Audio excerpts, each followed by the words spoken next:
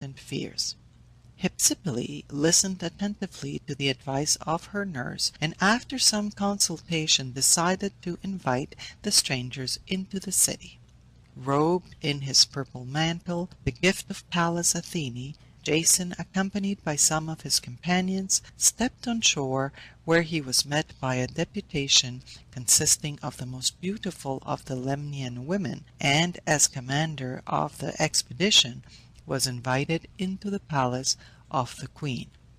When he appeared before Hypsipyle, she was so struck with his godlike and heroic presence that she presented him with her father's scepter, and invited him to seat himself on the throne beside her. Jason thereupon took up his residence in the royal castle, whilst his companions scattered themselves through the town, spending their time in feasting and pleasure. Hercules, with a few chosen comrades, also remained on board. From day to day their departure was delayed, and the Argonauts, in their new life of dissipation, had almost forgotten the object of the expedition, when Hercules suddenly appeared amongst them, and at last recalled them to a sense of their duty. Giants and Doliones. The Argonauts now pursued their voyage till contrary winds drove them toward an island inhabited by the Doliones, whose king Cyzicus received them with great kindness and hospitality. The Doliones were descendants of Poseidon, who protected them against the frequent attacks of their fierce and formidable neighbours, the earth-born giants, monsters with 6 arms. Whilst his companions were attending a banquet given by King Cyzicus, Hercules, who as usual had remained behind to guard the ship, observed that these giants were busy blocking up the harbour with huge rocks. He at once realized the danger, and attacking them with his arrows, succeeded in considerably thinning their numbers. Then, assisted by the heroes, who at length came to his aid, he effectually destroyed the remainder. The Argo now steered out of the harbour and set sail, but in consequence of a severe storm which arose at night, was driven back once more to the shores of the kindly Doliones. Unfortunately, however, owing to the darkness of the night, the inhabitants failed to recognize their former guests, and mistaking them for enemies, commenced to attack them. Those who had so recently parted as friends were now engaged in mortal combat, and in the battle which ensued, Jason himself pierced to the heart his friend King Cyzicus, whereupon the Doliones, being deprived of their leader, fled to their city and closed the gates. When morning dawned and both sides perceived their error, they were filled with the deepest sorrow and remorse, and for 3 days the heroes remained with the Doliones, celebrating the funeral rites of the slain with every demonstration of mourning and solemnity. Heracles left behind. The Argonauts once more set sail, and after a stormy voyage arrived at Mysia, where they were hospitably received by the inhabitants, who spread before them plentiful banquets and sumptuously regaled them. While his friends were feasting, Heracles, who had declined to join them, went into the forest to seek a fir tree which he required for an oar, and was missed by his adopted son Hylas, who set out to seek him. When the youth arrived at a spring in the most secluded part of the forest, the nymph of the fountain was so struck by his beauty that she drew him down beneath the waters, and he was seen no more. Polyphemus, one of the heroes, who happened to be also in the forest, heard his cry for help, and on meeting Heracles informed him of the circumstance.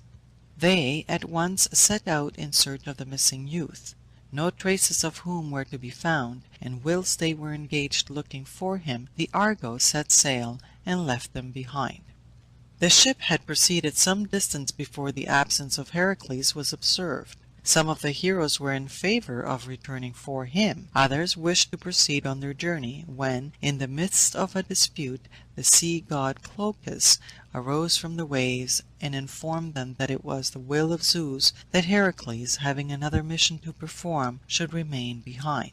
The Argonauts continued their voyage without their companions. Heracles returned to Argos, whilst Polyphemus remained with the Mysians, where he founded a city and became its king. Contest with Amycus. Next morning the Argo touched at the country of the Bebrycians, whose king Amycus was a famous pugilist, and permitted no strangers to leave his shores without matching their strength with his. When the heroes therefore demanded permission to land, they were informed that they could only do so provided that one of their number should engage in a boxing match with the king. Pollux, who was the best pugilist in Greece, was selected as their champion, and a contest took place which, after a tremendous struggle, proved fatal to Amycus, who had hitherto been victorious in all similar encounters. Phineus and the Harpies. They now proceeded towards Bithynia, where reigned the blind old prophet king Phineus, son of Agenor.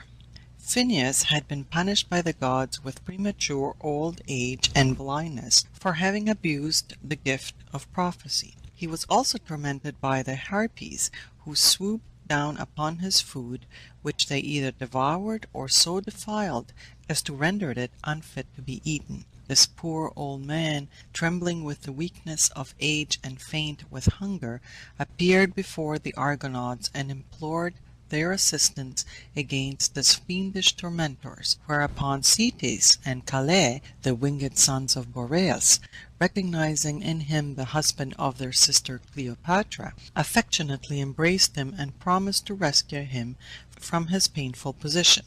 The heroes prepared a banquet on the seashore, to which they invited Phineus, but no sooner had he taken his place than the Harpies appeared and devoured all the viands.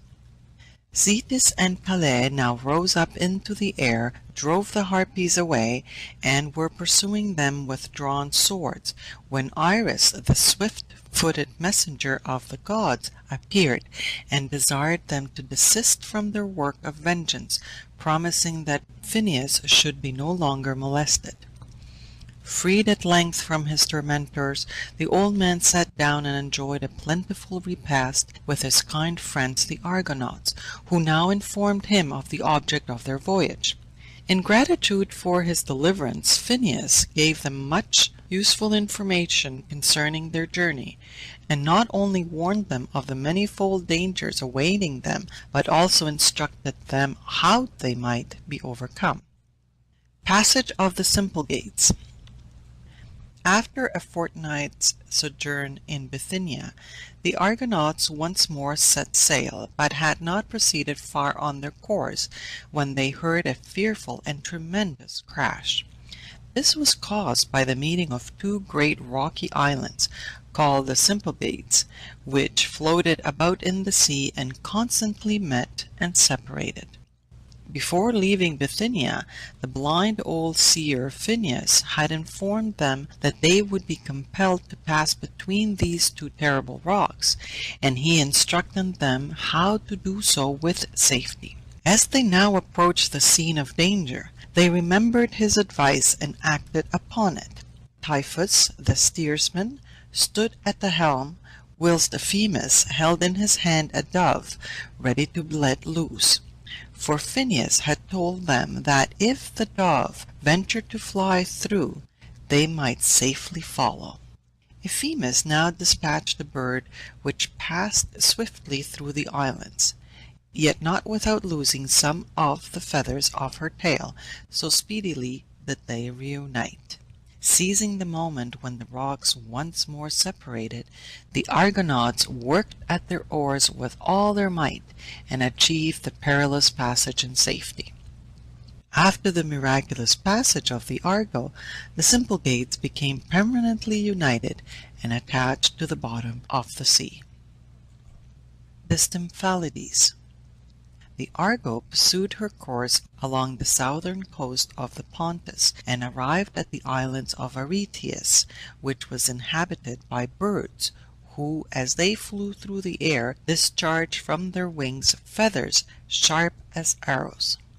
As the ship was gliding along, Oileus was wounded by one of these birds, whereupon the Argonauts held a council, and by the advice of Amphidamas, an experienced hero, all put on their helmets, and held up their glittering shields, uttering at the same time such fearful cries that the birds flew away in terror, and the Argonauts were enabled to land with safety on the island.